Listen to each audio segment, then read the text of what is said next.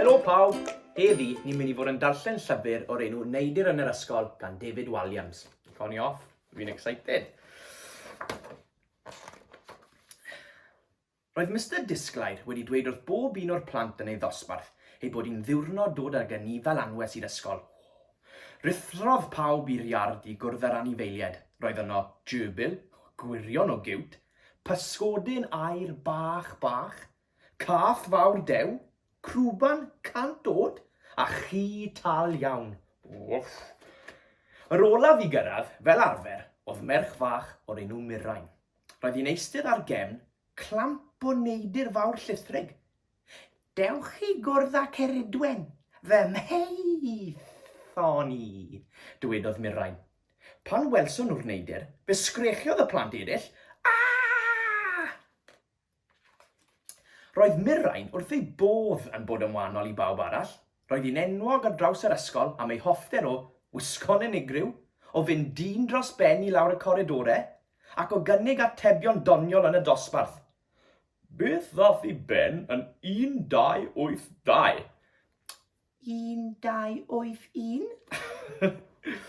Mae peithon yn anifail anwes reit anarferol, ond roedd Mirain a Ceridwen yn ffrindiau gorau.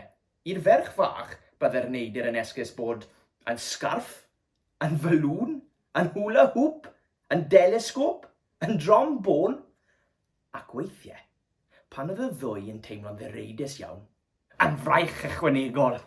Dewch i'w goglais hi, meddai Mirain, ond roedd gormod ofan ar y plant eraill, wedi'r cyfan, roedd Ceridwen yn beithon, ac mae peithon iaid yn bwyta bobl.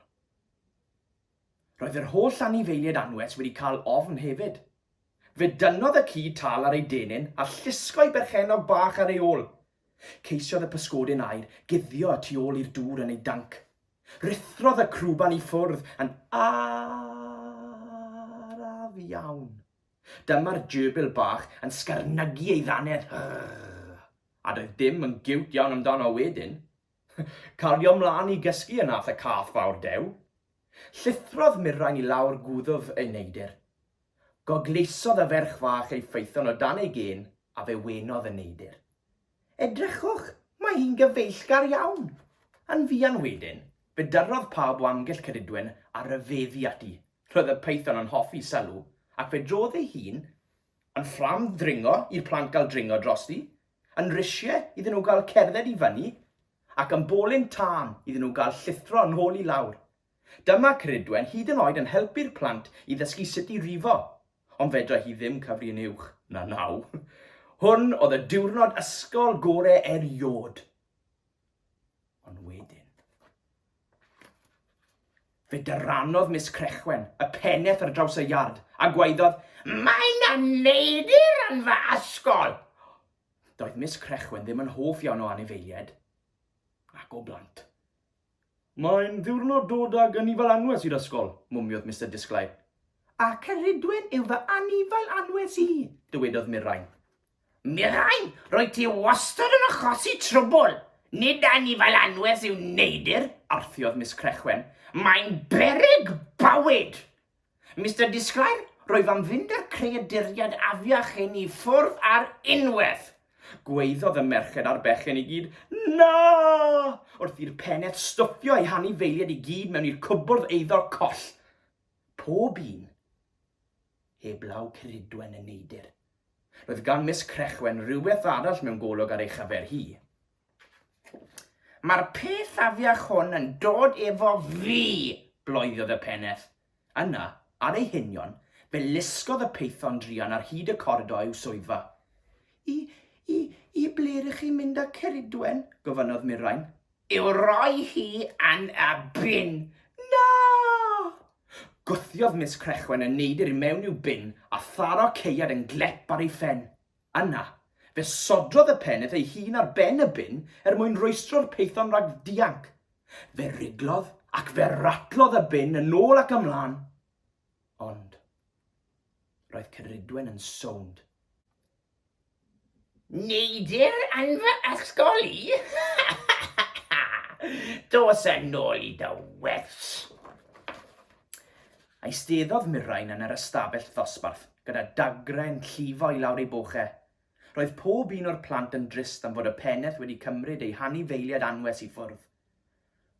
Ond oedd neb yn fwy trist na Mirain. Roedd arni ofon na fyddai'n gweld Ceridwen fyth eto. Ar ddiwedd y dydd, redodd Mirain i fyny'r grisiau swyddfa Miss Crechwen mwyn erfyn arni i newid ei meddwl. Cnoc, cnoc. Doedd dim ateb. Felly, yn araf bach, fe agorodd Mirain y drws a gwelodd. Ceridwen yn eistedd yn sedd y pennaeth? Redodd Mirain at ei anifail anwes a rhoi cwtsh enfawr iddi. Ond oedd dim golwg o Miss Crechwen yn unman. Felly, fe gipiodd y ferch fach yr allwedd oddi ar y ddesg, a redodd nerth ei thrad i'r cwpwrdd eiddo coll a dot gloi'r drws. Roedd yr anifeiliad wrth ei bodd yn cael ei gadael yn rydd.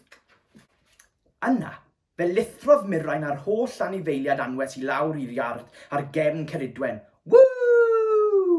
Hwre, gweiddodd y plant i gyd. Dechreuodd Ceridwen ddifyru pawb eto. Fe drodd ei hun yn siso i'r plant gael chwarae siso arni, yn siglen iddyn nhw gael siglo arni, yn olwyn iddyn nhw gael rolio ynddi, ac yn raff sgipio iddyn nhw gael sgipio drosti. Dyma Ceridwen hyd yn oed yn helpu'r plant lleiaf i ddysgu'r wyddor, ond roedd gwneud siap y llythyren X yn boenus braidd. Ond beth am Miss Crechwen? Doedd dim sôn amdani. Felly, roddwyd swydd y penneth i Mr Disglair. Roedd y plant nawr yn cael dod â'i hoff anifeiliad i'r ysgol bob dydd. Daeth yr ysgol yn gatref i anifeiliad anhygoel fel giraff, estris, tiger, gorilla, elephant, kangaroo, crocodile, arth a hyd yn oed haid o bengwiniaid. Ond y serim fawr bob tro oedd Ceridwen. Cofia di, roedd Mirain wedi sylwi ar rhywbeth bach a oedd yn wahanol am ei ffeithon. Roedd Mirain wedi sylwi ar chwydd. Chwydd reit fawr yn mol ei Neidr. Chwydd a'i siap yn ryfeddol o debyg i Miss Crechwen. Ond, penderfynodd y ferch fach nad oedd angen i neb wybod am ni. Felly, shh, dyma.